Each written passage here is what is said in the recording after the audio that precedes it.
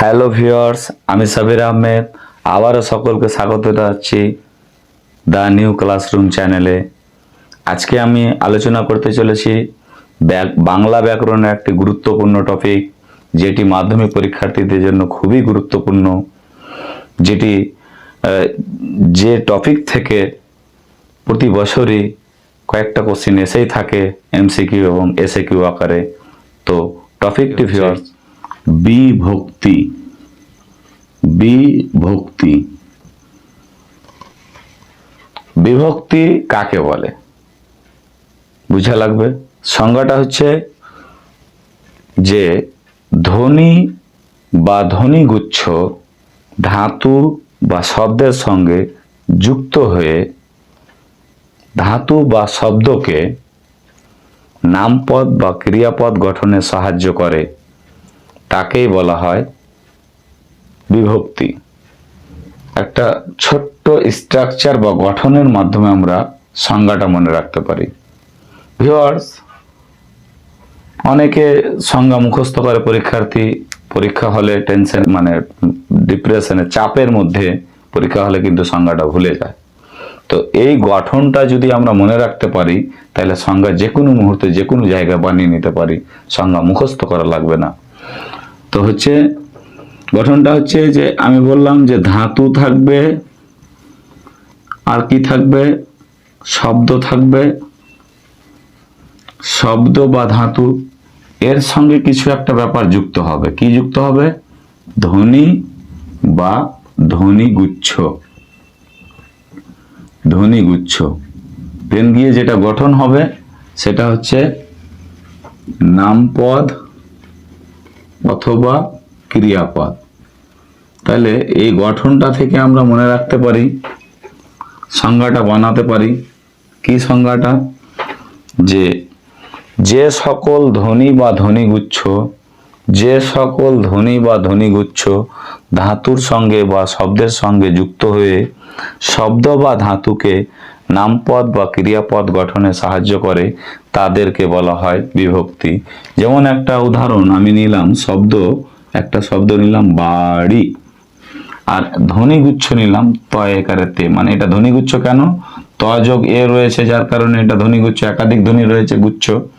তাহলে এ বাড়ি আর এখান থেকে তে নিলাম, তাহলে এটা নামপদ গঠন হয়ে গেল বাড়িতে। তাহলে এটা শব্দ বা ধাতু থাকলো না, এটা আর শব্দ ছিল, শব্দ থাকলো না, এটা হয়ে গেল পদ। তাহলে শব্দের সাথে যা যুক্ত হয়ে শব্দকে পদে পরিণত করে তাকেই বিভক্তি বলা হয়। এবার অনেক সময় পরীক্ষায় আসে বিভক্তির অর্থ কি?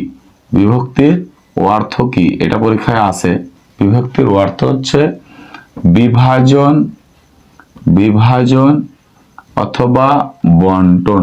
যেটাই অপশনে পাওয়া যাবে এটাই ঠিক, বিভাজন বা বন্টন। অনেক সময় কোশ্চিনে আসে যে এই যে বিভক্তি, এর ব্যুৎপত্তি বিশ্লেষণ কি? ব্যুৎপত্তি বিশ্লেষণ কি? ব্যুৎপত্তি বিশ্লেষণ হচ্ছে বিপূর্বক ধাতু ভজ যুক্তি। এটা অনেক সময় কোশ্চিন আসে। আরো কোশ্চিন আসে হচ্ছে বাংলা ভাষায় কারক বিভক্তি কয়টি? আগে জানতে হবে তাহলে কারক বিভক্তি কাকে বলে। তো বাংলা ভাষায় কারক বিভক্তি হচ্ছে এই যে কারক বিভক্তি বাংলা ভাষায় 5টি। কয়টি? 5টি। কি কি? এ, রে, কে, তে, শূন্য। 1 2 3 4 5, এই 5টাই হচ্ছে বাংলা ভাষায় কারক বিভক্তি। মূল কারক বিভক্তি হচ্ছে 5টা। তো এটিকে মনে রাখতে পারবো আমরা সহজ ভাবে, এ রে কে তে শূন্য, এ রে কে তে শূন্য, এ রে কে তে শূন্য, এ রে কে তে শূন্য। মজার ছলে মনে রাখতে পারবো আমরা, ভুলবো না। এবার হচ্ছে আরো অনেক সময় কোশ্চিন আসে যে এই যে শূন্য বিভক্তি, এই শূন্য বিভক্তির আর এক নাম কি? এটা মনে রাখবো ভিউয়ার্স, এই শূন্য বিভক্তির আর এক নাম হচ্ছে ওয়া বিভক্তি। ওয়া বিভক্তি। শূন্য বিভক্তির আর এক নাম হচ্ছে অবিভক্তি। তাহলে কারক বিভক্তি কাকে বলে? কারকের আলোচনায় নামপদকে বিশ্লেষণ করলে যে সকল বিভক্তি পাওয়া যায়, কারকের আলোচনায় নামপদকে বিশ্লেষণ করে যে সকল বিভক্তি পাওয়া যায় তাদেরকে বলা হয় কারক বিভক্তি। আরেকটা কোশ্চিন আছে যে তির্যক বিভক্তি কাকে বলে? তির্যক বিভক্তি ভিউয়ার্স মনে রাখবো, তির্যক বিভক্তি সংজ্ঞাটা এরকম। তির্যক বিভক্তি, তির্যক বিভক্তি, তির্যক বিভক্তি, এই তির্যক বিভক্তি কয়টি? তির্যক বিভক্তি হচ্ছে তিনটি। কি কি? এ, কে, তে, এই তিনটা বিভক্তি হচ্ছে তির্যক বিভক্তি। এই তির্যক বিভক্তি কেন বলা হয় সংজ্ঞাতে আমরা বুঝে নিব।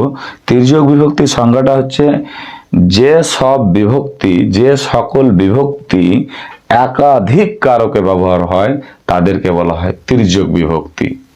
ভিউয়ার্স, এই কয়টা পরীক্ষায় বারবার রিপিটেশন হয়, এই কয়েকটা কোশ্চিন থেকে দু একটা থাকবেই পরীক্ষায়।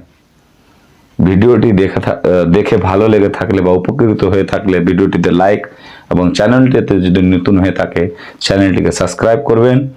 এবং যে সমস্ত শিক্ষার্থী বন্ধুরা রয়েছে যারা মাধ্যমিক দিবে, পরীক্ষা দিবে, তাদের জন্য বিশেষ উপকারে লাগবে, তাদেরকে শেয়ার করে দেবে, এটা আমার অনুরোধ থাকলো। Thank you for watching this video.